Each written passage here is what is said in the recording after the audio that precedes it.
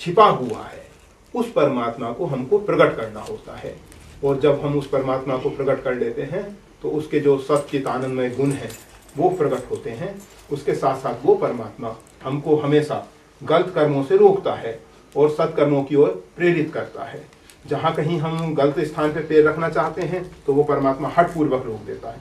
परमात्मा के दो स्वरूप हैं, एक परमात्मा निर्गुण निराकार रूप में है। निर्गुण निराकार परमात्मा जो है वो तटस्थ कूटस्थ होकर किसी के दोष पापी को पाप से नहीं रोकता, पुण्यात्मा को कोई पुरस्कृत नहीं करता कि तुमने अच्छा काम किया तुमको पुरस्कार दिया जाए, ऐसा नहीं। परंतु वही परमात्मा जब सगुण साकार होता है, इसलिए हमारे यहाँ उस परमात्मा को प्रकट करने की एक प्रक्रिया है। कबीर साहब कहते हैं, सब घट मेरा साइया सुना घट नहीं कोय, बलिहारी बा घट की जा घट प्रगट होए। वो परमात्मा जो है सबके हृदय में है, फिर भी बलिहारी उस घट की है जहाँ वो प्रकट हो जाता है। तो उस परमात्मा को प्रकट करना है, सगुण साकार रूप में उस परमात्मा को लाना है। साधना इसीलिए है, परमात्मा ऐसा नहीं है कि कहीं ना हो, परमात्मा तो सब जगह भरे हुए हैं। परंतु उस परमात्मा को जब तक हम प्रकट नहीं कर पाते तब तक उससे जो लाभ मिलना चाहिए, जिसके लिए परित्रणाय साधु नाम विनाशाय च दुष्कृताम, तो वो जो भगवान के दिव्य गुण हैं कि साधु संतों की रक्षा करना, दुष्टों का नाश करना, वो सगुण साकार परमात्मा करता है। कंस के हृदय में भी कृष्ण है, रावण के हृदय में भी राम है, क्योंकि परमात्मा तो सब जगह है। तो रावण के हृदय में भी है, हिरण्यकशिपु के हृदय में भी है, सब राक्षसों के हैं। परंतु वो परमात्मा कल्याण नहीं कर सके, उससे समाज की समस्याओं का कोई हल नहीं हुआ। समाज की समस्याओं को हल करने के लिए उस परमात्मा को सगुण साकार रूप में आना पड़ा। इसलिए हम सब उस सगुण साकार रूप परमात्मा को पाना चाहते हैं।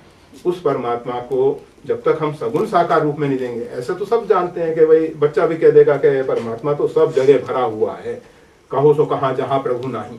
ऐसा कौन सा स्थान है जहाँ परमात्मा ना हो। परंतु उस परमात्मा से हमारे कार्य हल नहीं होने वाले। उस परमात्मा को प्रकट करना है, इसके लिए साधना है।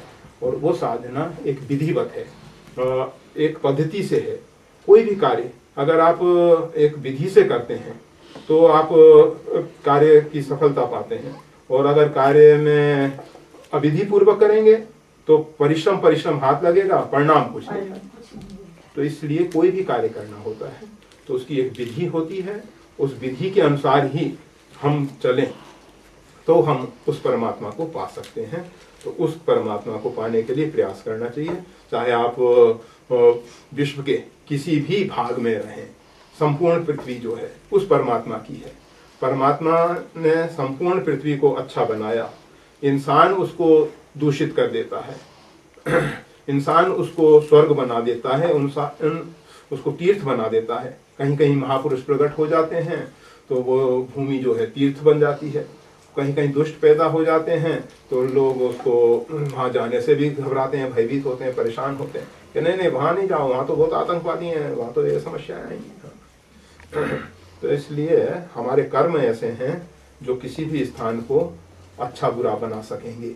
इसलिए हम अपने कर्मों पे ख्याल करें, अपने कर्मों को सुधारें और ऐसे कर्म करें और जो परमात्मा की इच्छा के अनुरूप हो। हमारी इच्छा नहीं रहे, परमात्मा की इच्छा हो, क्योंकि इंसान हमेशा एक सीमित दायरे में देख सकता है। आप हमें आशीर्वाद जो हमारा कल्याण हो जाए। अगर आपके दर्शन हुए तो हमारा कल्याण तो यही है, ऐसा ही हो गया। श्री राम। नहीं, ऐसा है, संत जो हैं प्रेरक हैं। और जैसे आकाश में जब एक पक्षी को हम उड़ता हुआ देखते हैं तो जो पिंजरे में आबद्ध पक्षी है उसके भी पंख फड़फड़ाने लगते हैं कि मैं भी उड़ान भर सकता हूँ। हमारा ये पिंजरा जो है ये इसमें बंधन नहीं बनेगा। तो इसी प्रकार से अभी हम जब एक सीमित दायरे में आबद्ध होते हैं तो किसी संत को देखते हैं तो हमारे अंदर भी एक भावना पैदा होती है, ये भी उसी प्रकार का जीव है, ये भी वही पंच महाभूत का शरीर है, इसका भी शरीर का ऐसा ही जन्म हुआ जैसा हम सबका हुआ था। हम में और इसमें कोई भेद नहीं है, सिर्फ साधना करके हम उड़ान भर सकते हैं खुले गगन में, खुले आकाश में। भगवान को तो नहीं देखते, आपको देखा तो आपके उसके दूत है तो हम तो हम सफल हो गए।